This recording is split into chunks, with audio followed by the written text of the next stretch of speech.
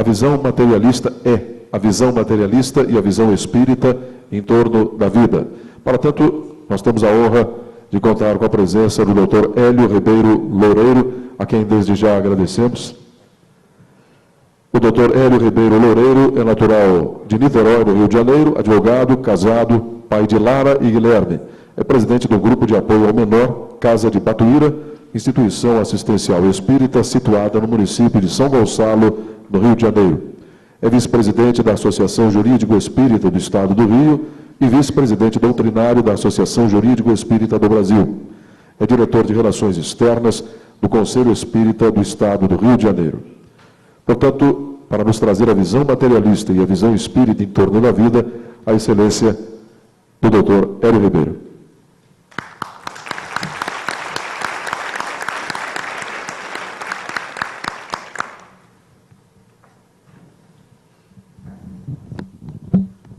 Meus irmãos, minhas irmãs, muita paz a todos. Eu saúdo a mesa na figura de um querido amigo, Dr. Kelps de Vasconcelos, com o qual tive a oportunidade de estreitar os laços através de atividades espíritas. E como é bom trabalhar no espiritismo, como é bom vivenciar essa doutrina que liberta, que consola e que esclarece a muita gente. Então, com meu peito cheio de alegria, que eu estou aqui para participar desse momento único, desse 8º Congresso, onde, com certeza, teremos a oportunidade de conhecer um pouco mais dos contatos existentes entre a ciência espírita e a ciência do direito. Como que nós, aqueles que militamos no judiciário, com a justiça, podemos levar os nossos atos, pensamentos e palavras aquilo que aprendemos na nossa casa espírita. Que Deus abençoe abundantemente esse evento, assim como também abrange. O assunto nos leva a uma reflexão muito profunda, uma vez que, no mundo moderno, percebemos um consumismo desenfreado. Percebemos a vida valendo nada e percebemos que a questão da finitude da vida é também algo que está sendo mal baratado. A visão materialista da vida faz com que sejamos imediatistas. Tudo aqui e agora, quando na verdade a visão espírita da vida nos dá uma consequência diferente. Quando nos apresenta a lei da reencarnação, quando nos diz que hoje estamos colhendo aquilo que ontem plantamos. Para que tenhamos um momento de mudança no nosso modo de ver a vida, deixando de encará-la tão somente numa visão materialista, para passar a percebê-la com uma visão mais ampla, e a visão espírita nos dá essa amplitude, nós temos muitas vezes que recorrer à dor. A dor nos impulsiona para conhecer aquilo que até então não conhecíamos, seja dor física, seja dor moral. A dor nos impulsiona para sair de um universo materialista para um universo pleno de realizações, de possibilidade de crescimento, que é o universo do espírito, quando aprendemos que nada tem um fim, que a vida inicia antes do berço e que não acaba no túmulo. Então, trouxe algumas histórias para que pudéssemos entender através de exemplos da vida o como é importante para a humanidade do século XXI encarar a vida de uma maneira diferente. A proposta espírita de ser é algo que deve prevalecer sobre aquela proposta do tudo aqui e agora. Quando entendermos que a reencarnação é um fato e que a lei de causa e efeito rege as nossas vidas, tudo nos será mais fácil. Eu tive a oportunidade nessa existência de exercer uma função que muito me deixou feliz. Fui presidente da Federação Espírita do Estado do Rio de Janeiro, uma instituição que hoje está por completar 110 anos de fundação. Em um processo de união e unificação, se associou ao ZERJ, então União das Sociedades Espíritas do Estado do Rio de Janeiro, e surgiu o CERJ, o Conselho Espírita do Estado do Rio de Janeiro. Fui, então, o último presidente da, então, Federação do Estado do Rio. E lá promovíamos diversos lançamentos de livros, trazendo autores para, com a casa lotada, ouvir aqueles que têm responsabilidade de escrever, porque é uma responsabilidade muito grande escrever, principalmente livros espíritas, que são livros que dão um norte à vida de muita gente. Então Deus me deu a honra e a alegria de conhecer Mino Miranda quando lançou o livro Nossos Filhos São Espíritos. Fiquei bem pertinho dele, bebi na fonte daquele que foi e é um grande pesquisador da ciência espírita, um grande autor de livros.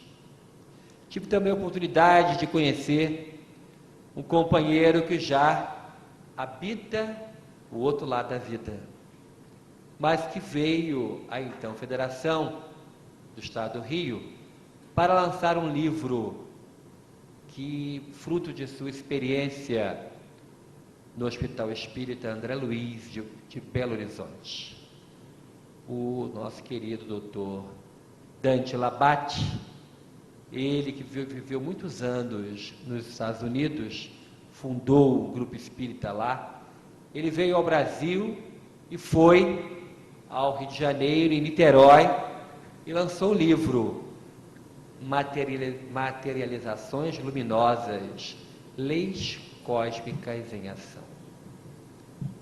Mas, antes do lançamento do livro, tivemos a oportunidade de conversar com ele. E ele nos contou um fato interessantíssimo ocorrido com ele, aonde ele pôde ajudar a uma enfermeira, chefe de um grupo de enfermagem norte-americana, a ter uma visão diferente da vida. Chamava-se Mary Ann, e ela estava de plantão quando tudo aconteceu.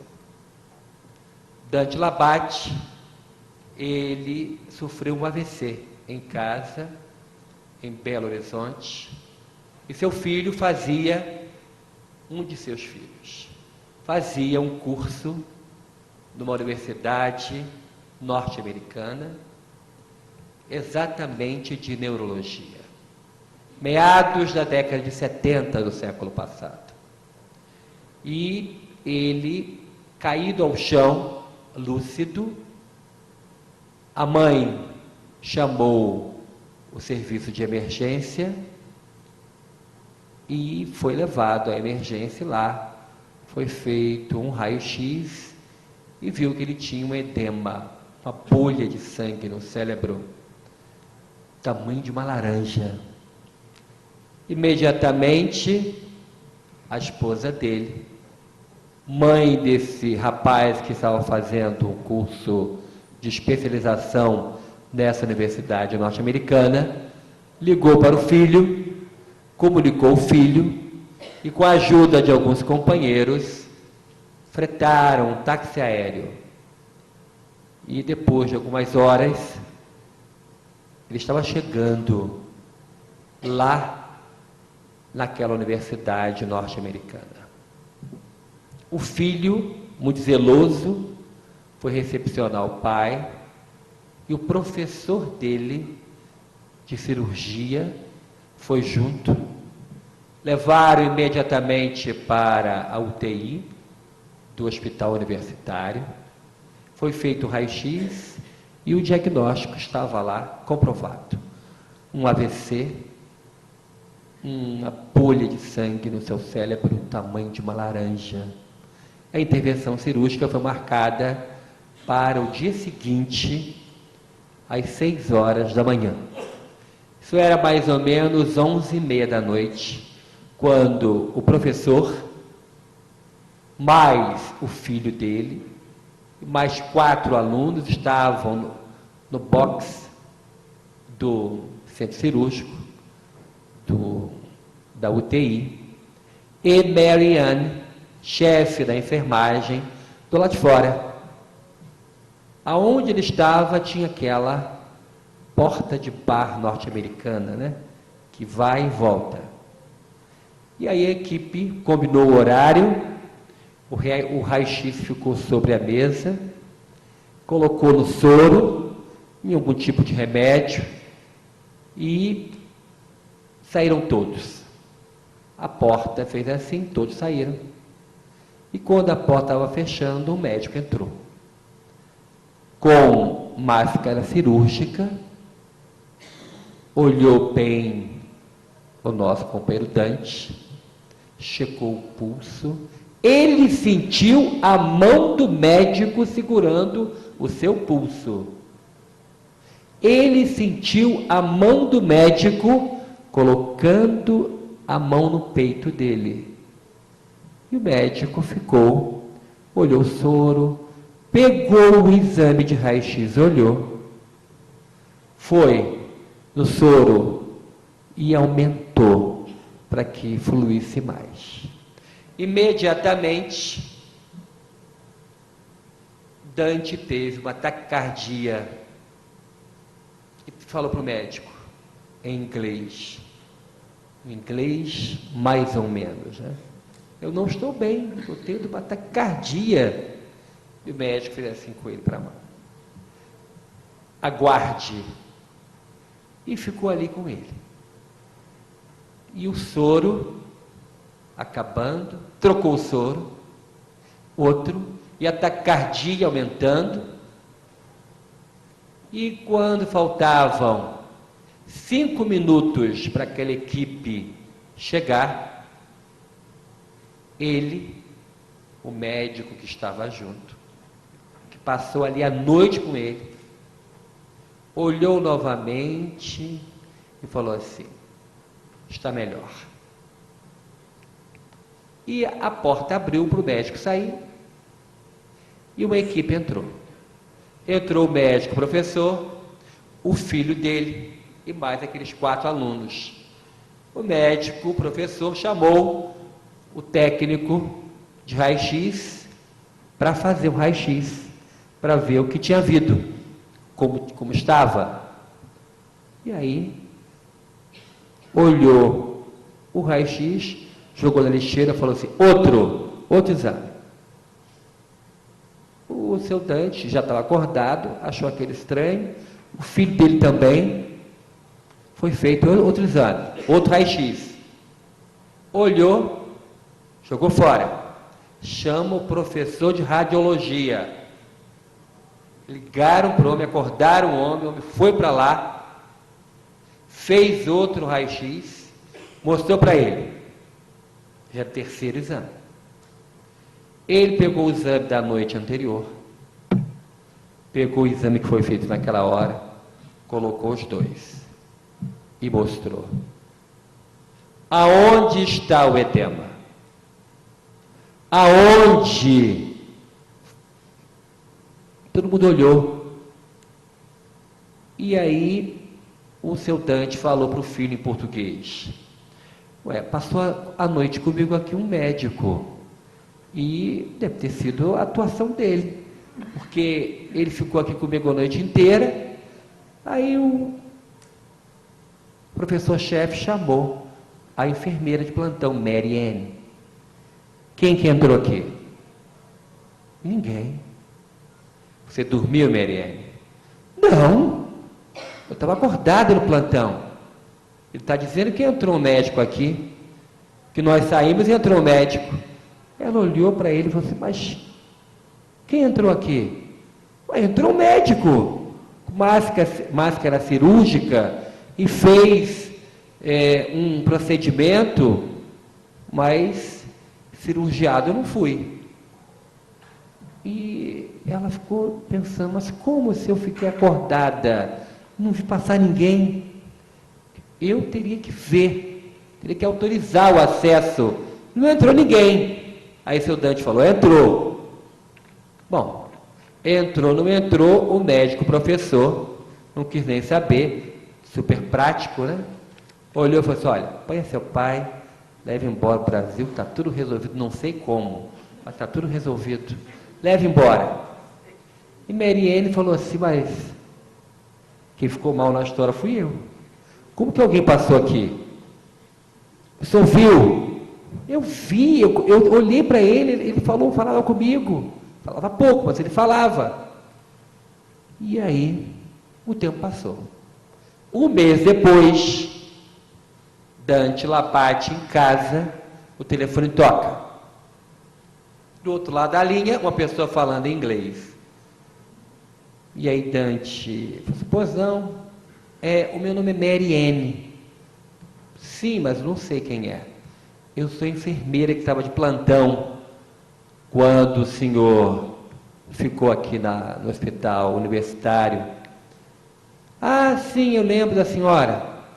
Qual é o nome do médico? O senhor disse que tinha um médico, né? Lembra do nome?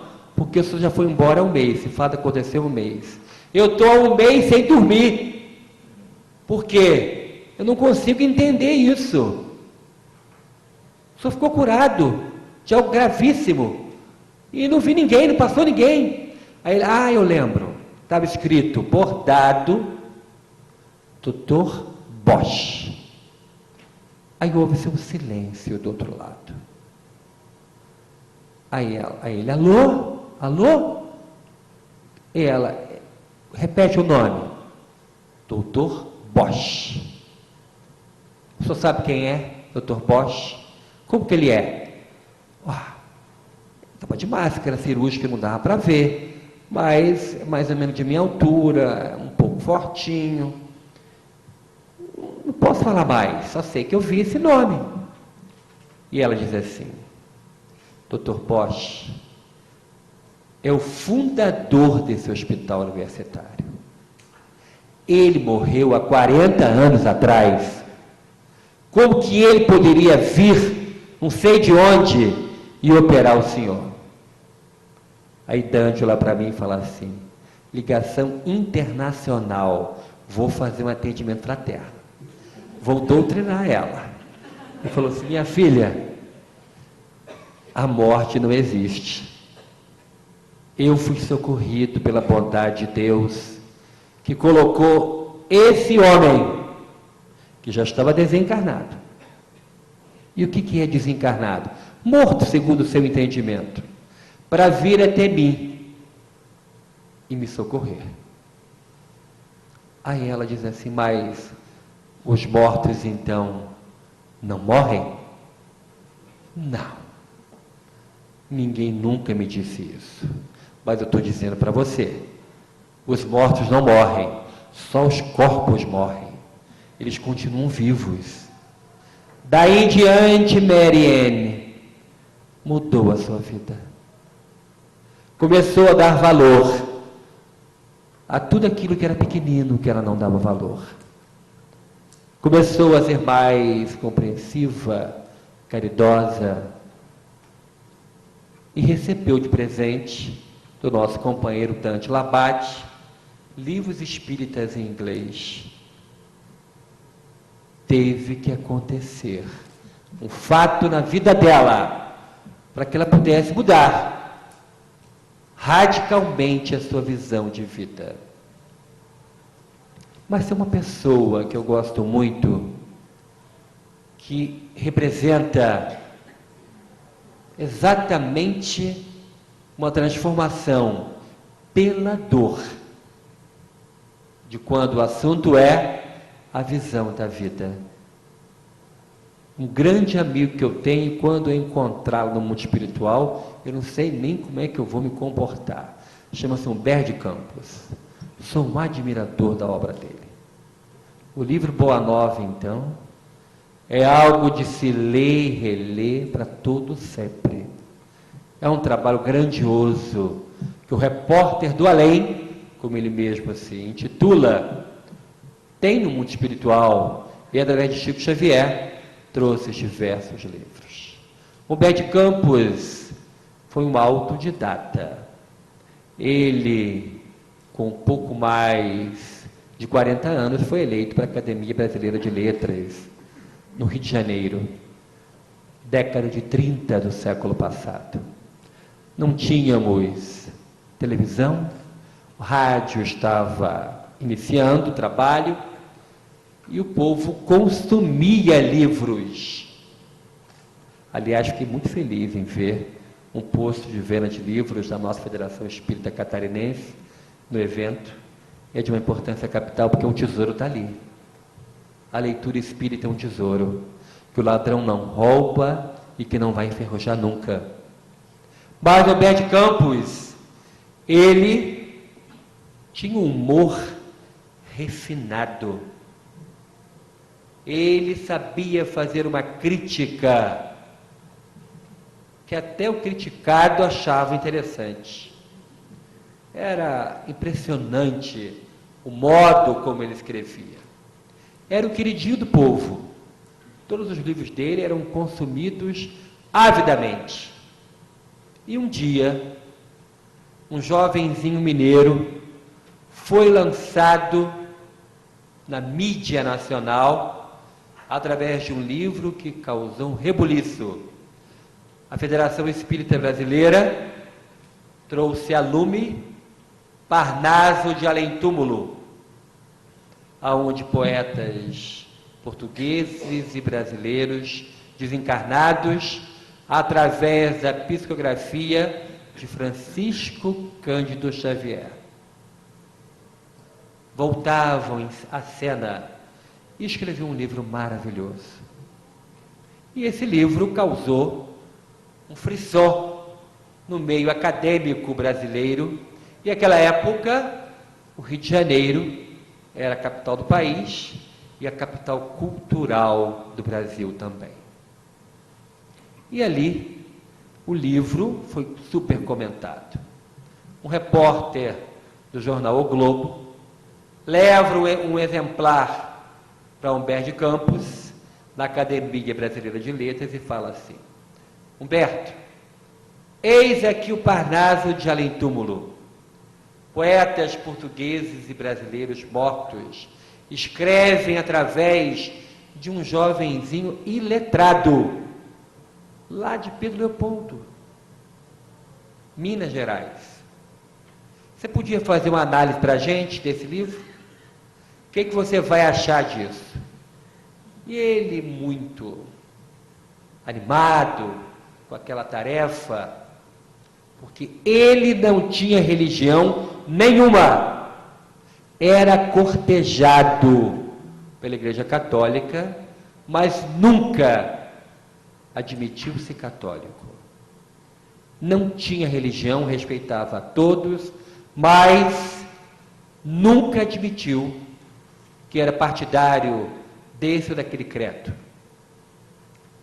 Ele recebeu a incumbência, a tarefa, e falou assim: me dá 3 semanas. 3 semanas depois, o repórter foi a ele e disse assim: eu queria fazer uma entrevista com você. Você já leu Parnaso de Além-Túmulo? Eu já li. Então, pode me dar entrevista? Posso.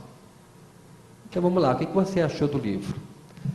Olha, nada sei de espiritismo.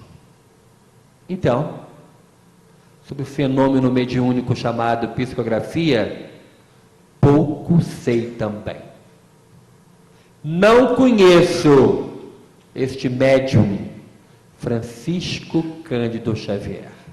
Nunca estive em Pedro Leopoldo, Minas Gerais. Sou do Maranhão. Mais uma coisa eu posso dizer. Antero de Quental, que está nesse livro, é ele. Eu conheço. É um estilo inconfundível. Luciano dos Anjos, é ele. Não sei como. Não sei explicar. Mas este jovem fez com que esses poetas mortos tivessem vida e escrevessem o que escreveram. Imediatamente no dia seguinte, saiu no segundo caderno de O Globo a entrevista de Humberto de Campos, de página inteira.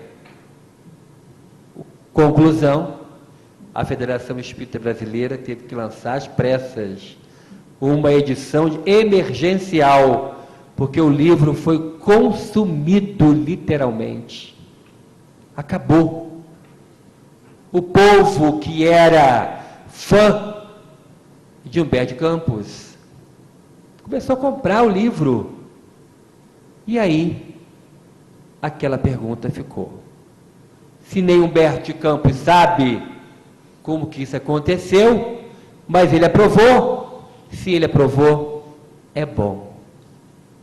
Aí iniciou-se uma amizade, mesmo que não fossem apresentados em vida, encarnados, os dois nunca se encontraram. Humberto de Campos e Chico Xavier.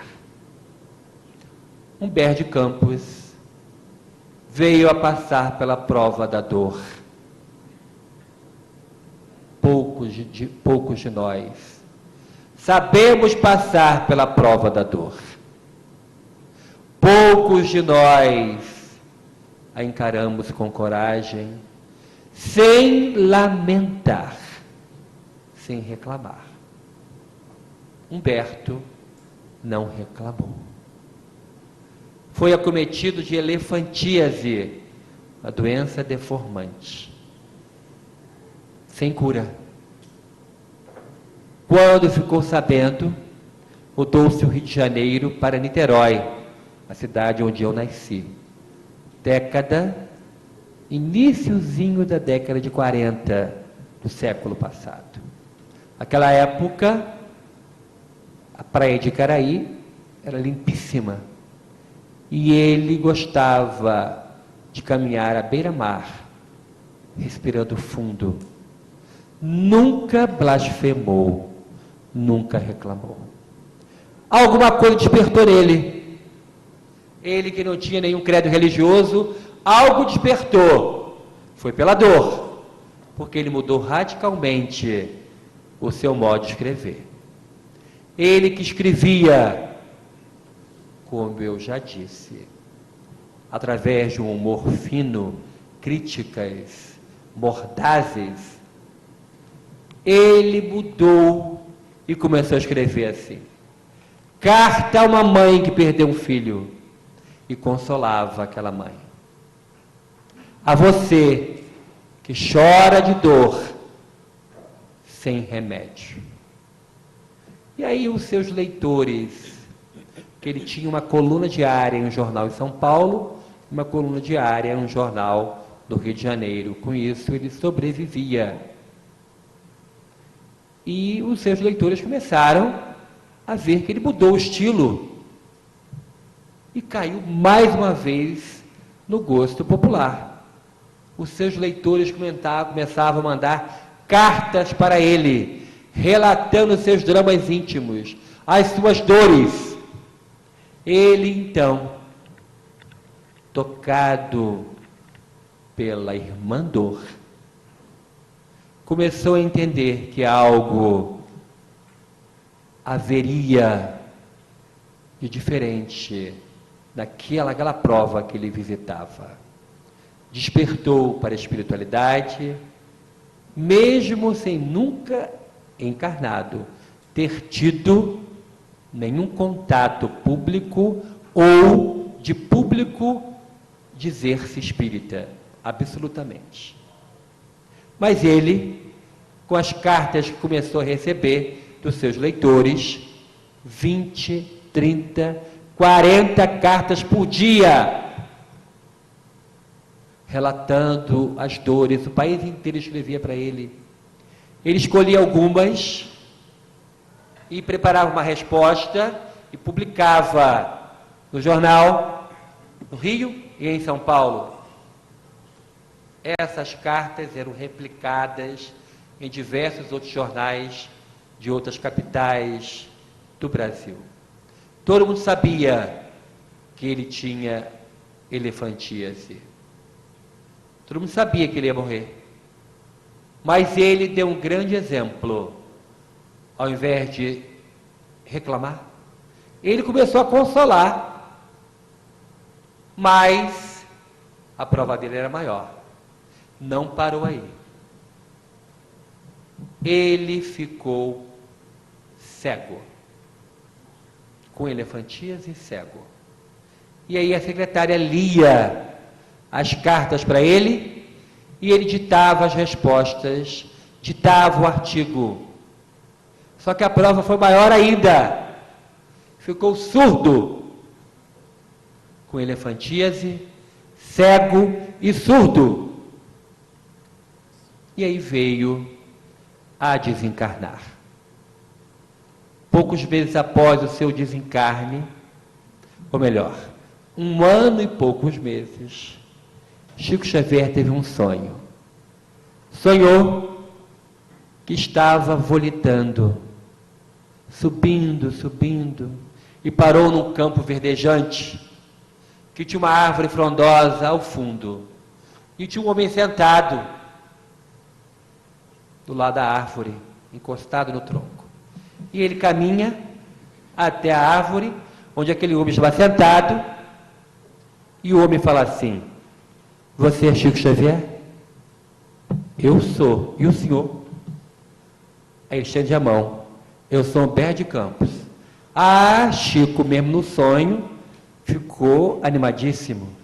Humberto de Campos, adoro o senhor. Olha as cartas que o senhor escrevia consolando as pessoas. Que coisa linda, maravilha, é um prazer imenso conhecer o senhor. Aí ele fala assim: eu tenho uma proposta de trabalho. De trabalho? Eu queria escrever por você. Aí isso é lá com o Manuel. Fala com ele. Se ele deixar, aí ele diz assim: eu vou falar. Depois a gente vai se encontrar. 5 meses depois, Emanuel aparece para Chico e fala assim: ele, Humberto de Campos, já está evangelizado.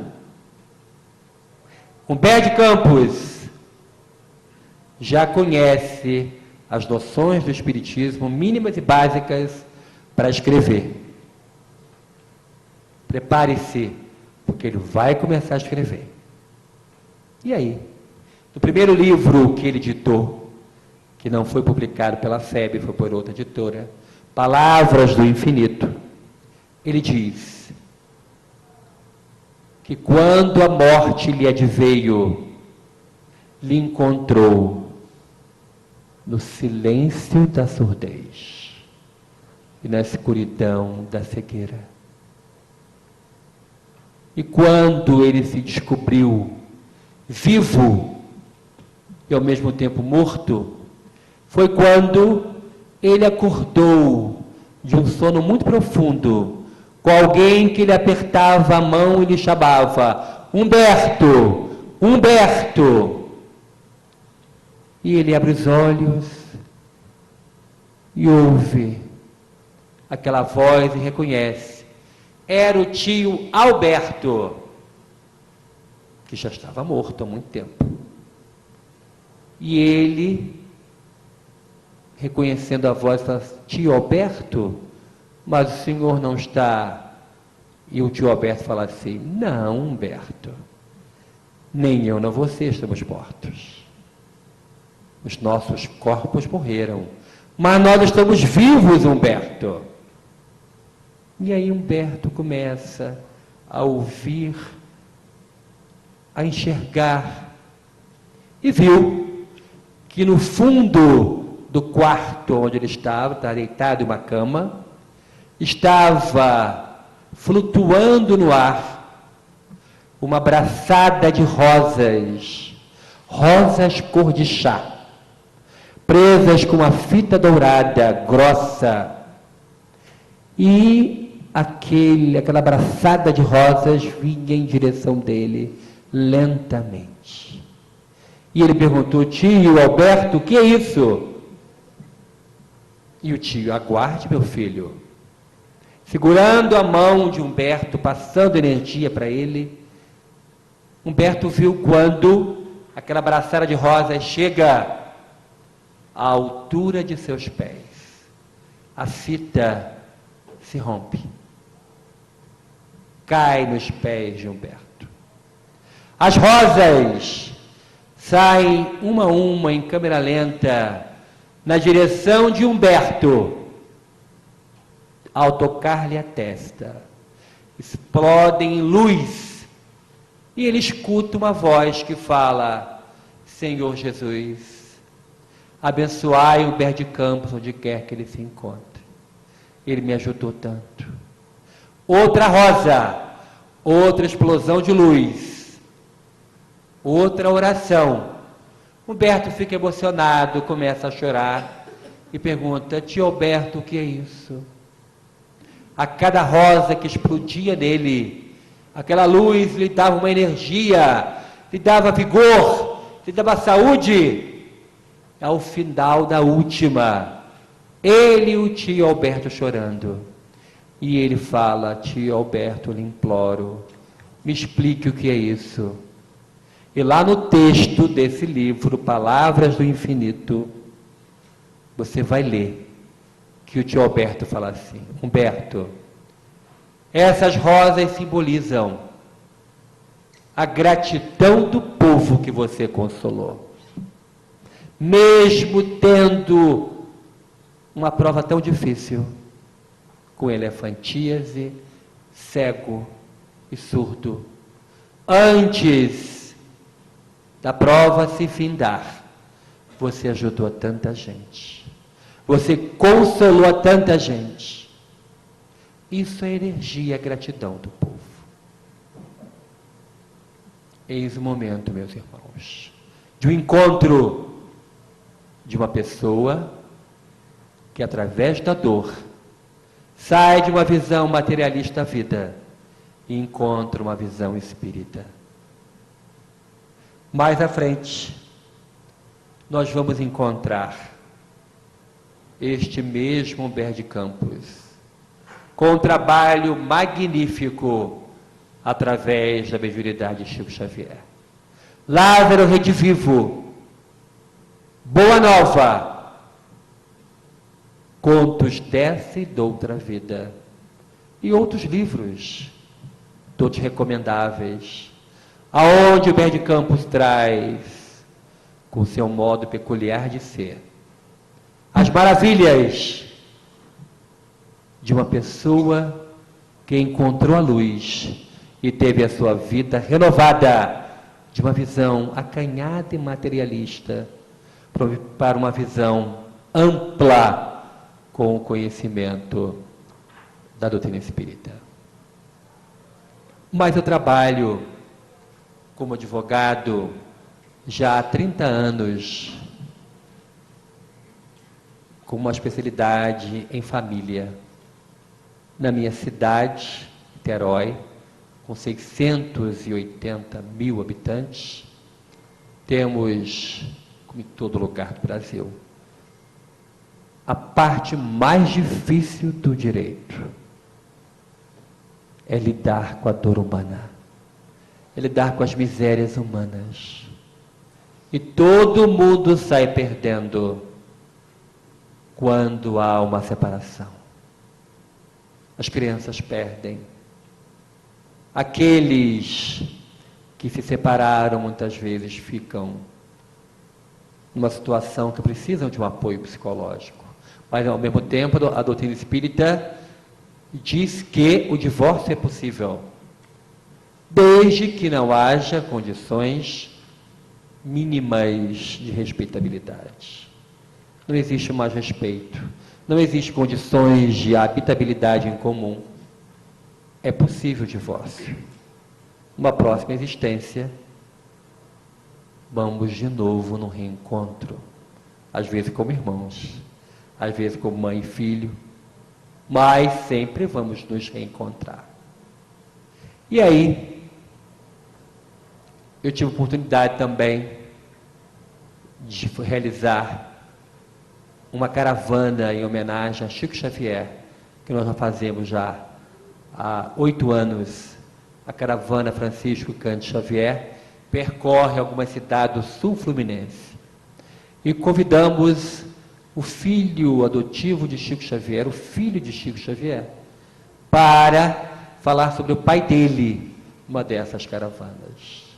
Chico Xavier, meu pai, era o tema que ele deveria falar nessas casas espíritas que nos receberam. Então nós enchemos um ônibus, saímos de Niterói e fomos visitar, no sul do estado do Rio, 3 cidades para fazer a nossa caravana. E aí tive a oportunidade de sentar ao lado dele, conversar muito com ele. E aí perguntei a ele assim: seu pai passou alguma vez por algum aperto por causa de algum materialista, de alguém que não acreditou na mensagem? Você viu seu pai passando por algum aperto? Você viu? Pode me contar um? Me conta um caso. E aí ele conta um caso muito triste, mas ao mesmo tempo serve de um exemplo para todos nós. Nós que militamos junto com o direito de família, muitos aqui militam, sabemos como dói ver uma criança sofrer com uma separação. E nós também sabemos como dói para um pai e para uma mãe perder um filho. Não há dor maior do que enterrar um filho. Pela lei natural, nós somos enterrados por eles, mas é algo inenarrável a dor de um pai e de uma mãe que perde um filho. Pois depois de uma separação muito ruidosa, no início da década de 80 do século passado, acertou-se que a única filha do casal ficaria com a mãe, e o pai conseguiu um emprego em outro estado, de 15 em 15 dias vinha ver a filha. Depois passou a ser uma vez ao mês. A menina e ele, numa afinidade impressionante. Um amor entre pai e filha impressionante. Mas o ódio que fez com que o casamento fosse rompido aumentava entre os dois, os pais daquela menina. A menina tinha 9 anos, quando, atravessando uma rua com a mãe, solta a mão da mãe e é atropelada e vem a desencarnar. O pai ficou sabendo, foi ao enterro inconsolável. Dava pulos de ódio, gritava, chamando a mãe de assassina. Algo terrível de se ver. Passados 3 anos, de dor insuportável para aquele pai e para aquela mãe, aquele pai que não acreditava em nada, ele tinha feito um trato com a filha. Na hora de ir embora, a filha disse: papai, é só mês que vem agora, né?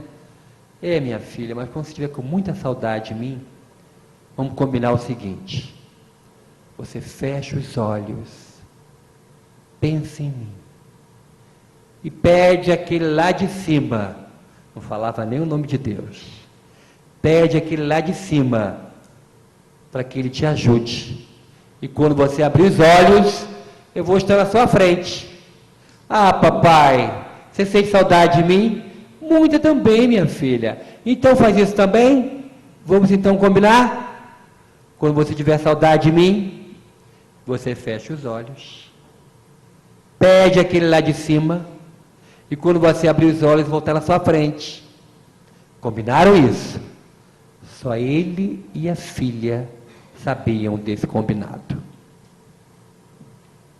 3 anos de dor, 3 anos que choravam sem parar. A família de ambos, sem que tivessem contato, combinam de ir nas reuniões consoladoras de Chico Xavier, aonde aquele homem abençoado emprestava o seu braço, para que aqueles espíritos voltassem e ditassem cartas consoladoras para o pai e para a mãe, para os seres amados. E a reunião ia começar quando chegaram. Ele levou um susto e perguntou para a irmã dele que levou: você combinou com ela de vir aqui? Não, nem sabia que minha cunhada, ex-cunhada, viria aqui. Não, mas, bom, cada um ficou de um lado, longe um do outro. E Chico começou a receber as cartas. 3 da manhã ele começou a ler. E a mãe chorando, vendo uma outra sendo consolada. Só em ver a outra ser consolada, ela já ficava feliz. A última carta começava assim: mãezinha querida, não chora mais não. As suas lágrimas me impedem de ter um sono aqui onde eu estou. Eu não tenho um minuto de sossego com você chorando assim. E aí a mãe levanta, dá um pulo e diz: é a minha menina. Nessa mesma hora, o pai do outro lado levanta e diz: não é mentira, isso é uma fraude. E Chico, impassível, com aquela brandura de espírito superior, com aquela mansidão de espírito de luz, continua a ler a carta consoladora. Mais um parágrafo, a mãe chorando, o pai fazendo show. Não é? E ela dizendo: é. Ele chega perto do médium com o dedo em riste, quando Chico lê o último parágrafo, que dizia mais ou menos assim: meu pai, eu sei que você também chora muito, mas lembra do nosso combinado. Quando você tiver saudade de mim, feche os olhos, peça aquele lá de cima, e quando você abrir os olhos, eu vou estar na sua frente. Quando o homem ouviu Chico lendo aquilo, caiu de joelhos aos pés de Chico, pega as mãos do homem apóstolo, beija e diz assim: é a minha filha, ela não morreu, modificou-se. Através de uma carta consoladora, a visão mudou. Meus irmãos, minhas irmãs, Abrame tem um sério compromisso, muito maior do que a gente possa imaginar. Levar as luzes do Espiritismo para a máquina tão fria do judiciário. Levar as luzes libertadoras e consoladoras do Espiritismo, que é Jesus que volta, para que possamos, todos nós, espíritas que labutamos no direito, espalhar a justiça verdadeira junto àqueles que vêm a nós. que possamos cumprir com o nosso papel, que possamos levantar bem alto a bandeira de Deus Cristo e caridade e darmos um exemplo de espíritas renovados, de criaturas mudadas, que Paulo de Tarso diz: quem conhece Jesus, nova criatura é. Quem conhece o Espiritismo é um novo juiz, é um novo magistrado, porque tem um sério compromisso com a justiça divina. Que Deus, nosso Pai Celestial, abençoe a Abramo e os seus associados, abençoe esse congresso, e que todos nós possamos sair daqui com os nossos compromissos espirituais renovados, porque aquele lá de cima nos ama muito. Paz a todos. Muito obrigado.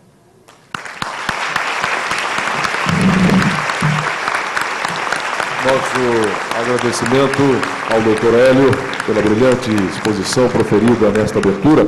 E nós convidamos o presidente da Abramo, o Dr. Kelps, para fazer a entrega de uma lembrança singela ao nosso palestrante, Dr. Hélio, e posteriormente encaminhar o encerramento dos trabalhos dessa noite. Dr. Kelps, aqui, por gentileza, à frente para a entrega de uma pequena lembrança ao Dr. Hélio, nosso expositor.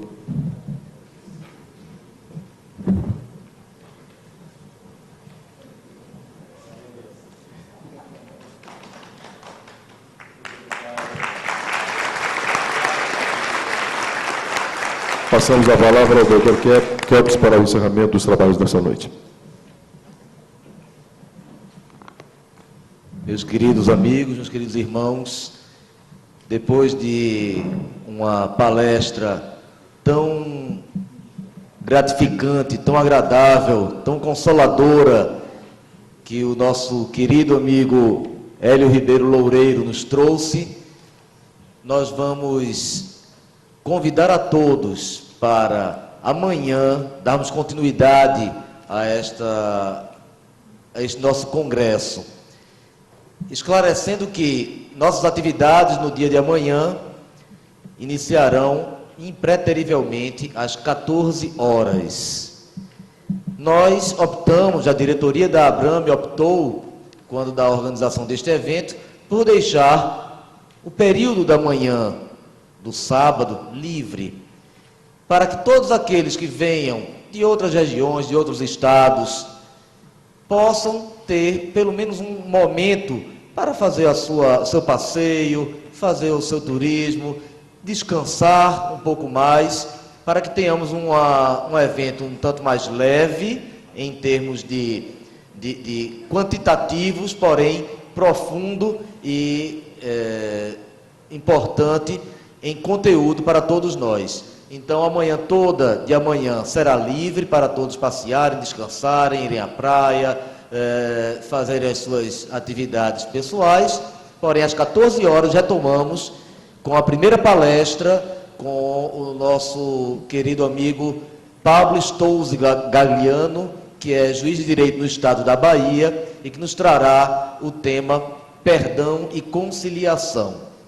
Então ficam todos convidados, lembrando que amanhã também na programação nós teremos o lançamento do primeiro livro da Abramo, editado, publicado pela Abramo, que é uma coletânea de artigos que foram escritos por vários dos nossos associados ao longo dos anos, já publicados nas revistas da Abramo, que foram editadas, mas com limitação, né, de distribuição, uma distribuição mais restrita, mas que agora, em forma de livro, é distribuída ao mercado editorial para que todos possam ter acesso àquelas informações, porque são artigos atemporais. Então, amanhã teremos o lançamento desta obra, que já está aqui colocada à venda, juntamente também com obras dos palestrantes que aqui estão e que têm livros escritos, a exemplo do Dr. Ricardo de Bernardi, que amanhã também nos brindará com a sua palestra, e que também está com obras dele à disposição aí para todos na livraria. Então, agradecendo mais uma vez pela presença ilustre de todos aqui nesta solenidade de abertura, damos por encerradas as atividades de hoje e convidamos mais uma vez para todos amanhã. Muito obrigado, boa noite.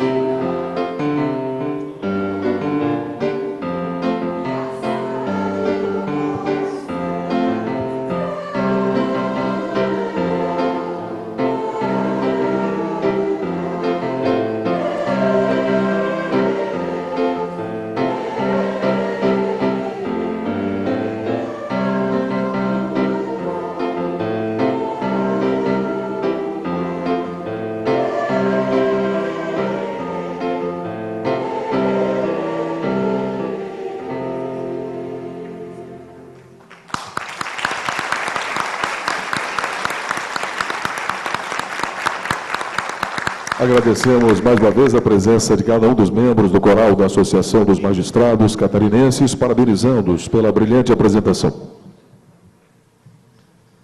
Na sequência, nós vamos passar a palestra de abertura deste evento, cujo tema será